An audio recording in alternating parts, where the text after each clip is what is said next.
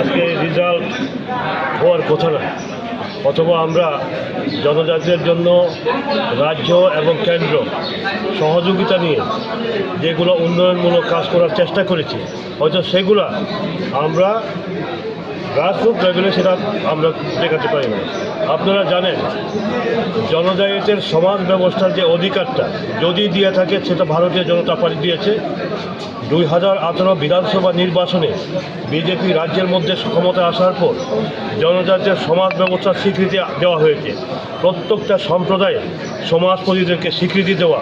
আগে আপনারা দেখেছেন বামফ্রন্টের আমলে যে কোনো জনজাতির সমাজ ব্যবস্থার উপর তাদের বিচার ব্যবস্থা কোথায় ছিল, সিপিএম পার্টিও বিচার হতো।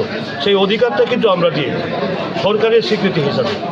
এরপরে যদি এত কিছুর পরেও আপনি গতবারও কিন্তু 4 নং করমচড়া থেকে কিন্তু আপনি বিজেপি দলের হয়ে প্রার্থী ছিলেন এবং ভোটে জয়লাভ করেছিলেন।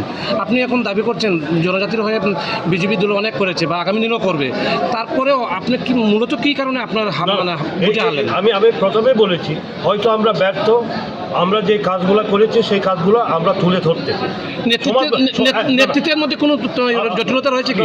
আপনি শুনুন, আমি বললাম তো সমাজ ব্যবস্থা, এটা কিন্তু বিরাট ব্যাপার।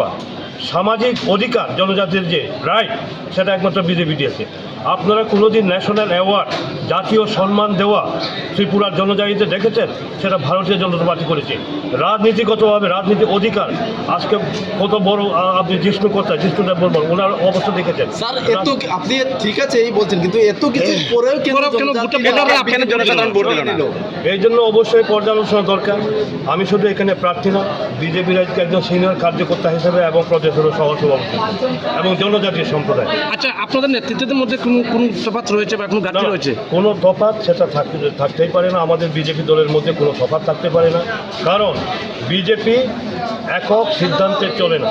বিজেপি সবার সিদ্ধান্ত নিয়ে বিজেপি চলে, একক সিদ্ধান্তে বিজেপি চলে, এটা পরিষ্কার। স্যার, একটা জিনিস, ভোটের আগে আপনারা ইস্তাহার প্রকাশ করেছেন জনজাতিদের উদ্দেশ্যে, এত কিছু দেওয়ার পরেও কেন হার মানলেন? না, এই কথাটা তো আমি বারবার বলছি, হয়তো আমাদের ব্যর্থতা রয়েছে। আমরা জনগণের কাছে আমরা যে কার্যসূচিগুলো আমরা নিয়েছি জনজাতিদের স্বার্থে, সেগুলো আমরা তুলে ধরতে পারি না। সেটা হয়তো আমাদের ব্যর্থতা রয়েছে, ঘাটতি রয়েছে।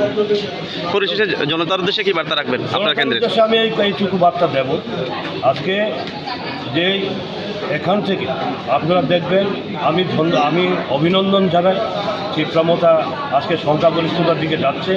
আমি আশা করব যে আগামী দিনে ওরা জনজাতির স্বার্থে, এই রাজ্যের স্বার্থে, এদেশের স্বার্থে সার্বিক ওনারা কাজ করবেন। বিগত 5টা বছরেও বিরোধী ভূমিকা থেকেও আমি ওনাদের বিভিন্নভাবে সহযোগিতা করার চেষ্টা করেছি।